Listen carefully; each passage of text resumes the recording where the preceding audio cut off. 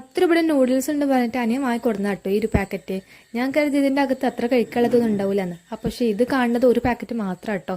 പക്ഷെ ഇത് കഴിക്കാനുള്ളതൊക്കെ ഉണ്ടായിരുന്നു. ഇതിനകത്ത് കുറച്ച് വെള്ളം ചേർത്ത് നന്നായിട്ടൊന്ന് ആദ്യം തിളപ്പിക്കാൻ വെച്ചിട്ടോ. തിളച്ചിട്ട് നന്നായിട്ടൊന്ന് വെന്ത് വരുന്ന സമയത്താണ് നമുക്കിതിനകത്ത് മസാലപ്പൊടി ചേർത്ത് കൊടുക്കേണ്ടത്. വേഗം വേണ്ടിയിട്ട് കുറച്ച് എണ്ണ ഒക്കെ ഒഴിച്ച് കൊടുക്കട്ടോ. കാരണം അത് വിട്ട് വിട്ട് നിൽക്കും നമ്മുടെ നൂഡിൽസ് പൊടി.